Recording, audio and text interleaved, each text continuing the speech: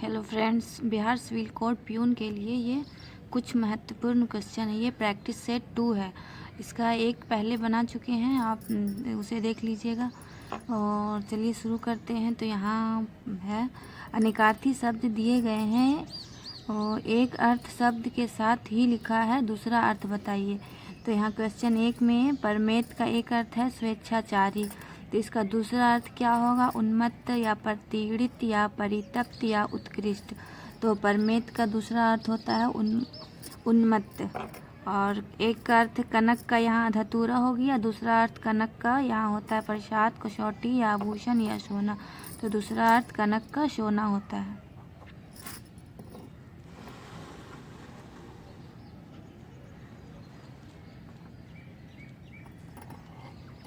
Question 3 है निम्नलिखित शब्दों में से तद्भव शब्द का चयन कीजिए। यहाँ तद्भव जो संस्कृत से बदलकर हिंदी भाषा में की गई है उसे तद्भव कहते हैं। तो यहाँ पर प्रांगण, उद्योग, आश्रम ये सब है तत्सम। तद्भव यहाँ पे प्यास तद्भव शब्द है। तो ऑप्शन ए इज राइट। काली घटा का घमंड घटा उपर्युक्त पंक्ति में कौन सा अलंकार है?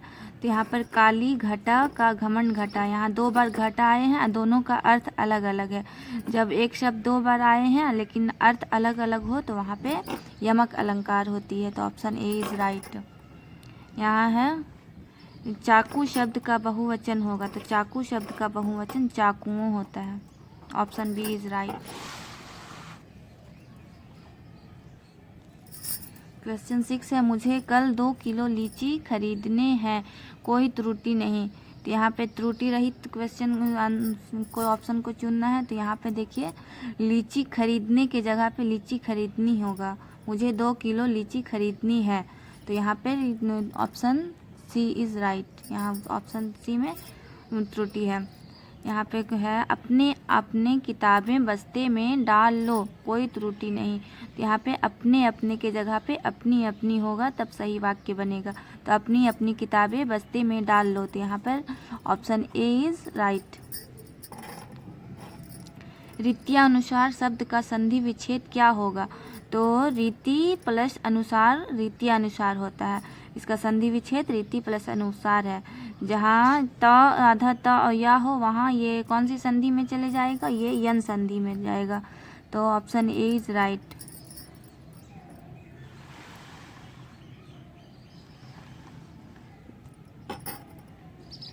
यहाँ पंकज किसका पर्यायवाची है? तो पंकज कमल का पर्यायवाची है। Option A is right. निम्नलिखित विकल्पों में से तत्सम शब्द का चयन कीजिए। तत्सम शब्द वो होते हैं जो संस्कृत भाषा में होते हैं। तो यहाँ पर तीखा, अटारी, गहरा ये सब तो है तद्भव शब्द। यहाँ निकृष्ट जो है वो तत्सम शब्द है। तो ऑप्शन सी इज राइट। यहाँ मुहावरे हैं ऊँट के मुँह में जीरा, तो इस मुहावरे का क्या अर्थ निकलेगा? तो बहुत अधिक खाने वाले को बहुत कम देना, जानवर को दवाई देना, या बड़े प्राणी को सांत्वना देना, या बहुत बड़े प्राणी को भोजन बनाना। तो यहाँ पर ऑप्शन ए इज राइट। यहाँ पे दिया हुआ है बहुत अधिक खाने वाले को बहुत कम देना। ये हम लोग आम बोलचाल में भी यूज़ करते हैं, ऊँट के मुँह में जीरा। तो यहाँ पे ऑप्शन ए इज राइट। यहाँ जूते चाटना मुहावरे का अर्थ होगा। जूते चाटना मुहावरे का अर्थ देखिए, इधर उधर घूमना या घूस देना या जूते को चमकदार करना या खुशामद करना। तो यहाँ पर जूते चाटना का अर्थ ऑप्शन डी होगा, खुशामद करना। वह अगले साल आएगा, इस वाक्य में कौन सा कारक है? तो यहाँ पर देखिए, यहाँ अगले साल, यहाँ अलगाव अगले वर्ष होगा, इसलिए ये अपादान कारक कहलाएगा। यहाँ अगले साल अलगाव हो रहा है तो ये अपादान कारक में आएगा। उदय शब्द का विलोम शब्द छाटिए। उदय शब्द का विलोम होता है लाल, भाषित या बलिष्ठ या अस्त। तो उदय शब्द का विलोम अस्त होता है। सूर्योदय या सूर्यास्त होता है ना, तो ये उदय का विलोम अस्त होगा।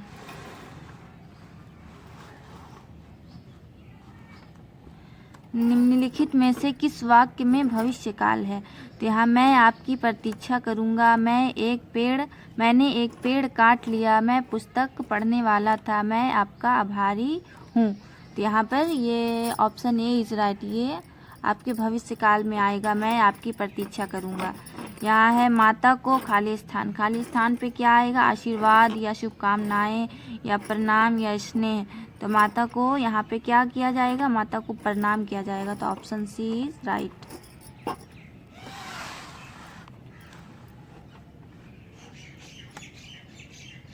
यहाँ पे है ऐसे व्यक्ति जिसके आने का दिन और समय पहले से निश्चित नहीं होता वो क्या कहलाता है। ऐसा व्यक्ति क्या कहलाता है, अभ्यागत या गणमान्य या अतिथि या असामयिक। तो ऐसा व्यक्ति जिसकी समय निश्चित ना हो उसे असामयिक कहते हैं। Option D is right. स्वच्छ शब्द का पर्यायवाची शब्द बताइए। स्वच्छ शब्द का पर्यायवाची शब्द होता है निर्मल। Option D is right. शुद्ध वाक्य का चयन कीजिए। यहाँ है वह एक महिला विद्वान थी, वह एक विदुषी महिला थी, एक विदुषी महिला थी, वह एक विद्वान महिला थी। तो यहाँ विद्वान का स्त्रीलिंग रूप होता है विदुषी, इसलिए ऑप्शन बी इज राइट। वह एक विदुषी महिला थी। शुद्ध वाक्य का चयन कीजिए। वह प्रमाण सहित अपनी बात बताएगा, वह संप्रमाण के साथ अपनी बात बताएगा। वह प्रमाण के सहित अपनी बात बताएगा, वह सप्रमाण सहित अपनी बात बताएगा। तो यहाँ पे option A is right answer. वह प्रमाण सहित अपनी बात बताएगा, यहाँ पर ये ऑप्शन ए सही होगा। किसी की सहायता करने वाले के लिए एक शब्द, तो किसी की सहायता करने के लिए एक शब्द होता है सहायक। Option A is right.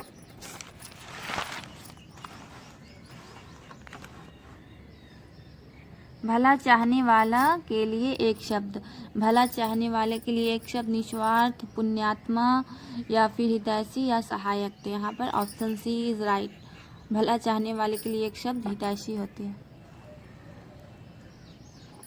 निम्नलिखित वाक्य में मोटे छपे शब्द की शुद्ध वर्तनी कौन सी है। तो यहाँ पर है अत्यधिक व्यवस्था में से जीवन में नीरसता आ जाती है। यहाँ अत्यधिक का सही वर्तनी क्या होगा, अत्यधिक या अत्याधिक या अत्यधिक या अत्याधिक। तो यहाँ पर देखिए, यहाँ अत्यधिक ऑप्शन ए इज राइट। यहाँ पे ये बड़ी की मात्रा, यहाँ छोटी की मात्रा, इसलिए ऑप्शन ए इज राइट होगा। यहाँ पे देखिए ये गलत वर्तनी, यहाँ पे डाला हुआ आकार, यहाँ या में आकार नहीं पड़ेगा।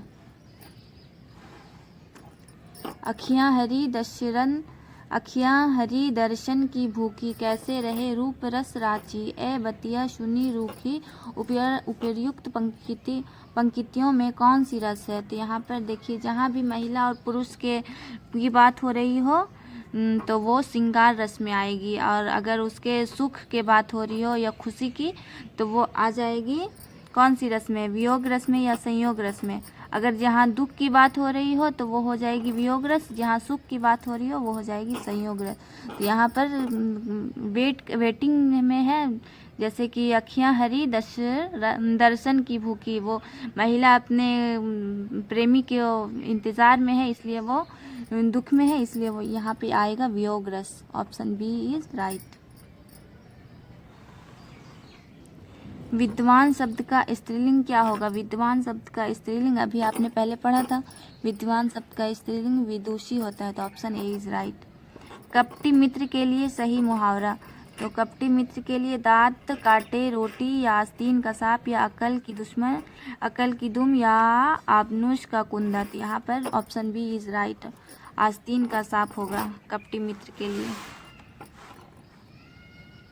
इंद्रियों को जीतने वाले के लिए एक शब्द, इंद्रियों को जीतने वाले के लिए एक शब्द होती है जितेंद्रिय। Option D is right. पवन का संधि विच्छेद, पवन का संधि विच्छेद होता है पो जमा अन। यहाँ पर ऑप्शन सी इज राइट, पवन का संधि विच्छेद। इत्यादि शब्द में कौन सी संधि है।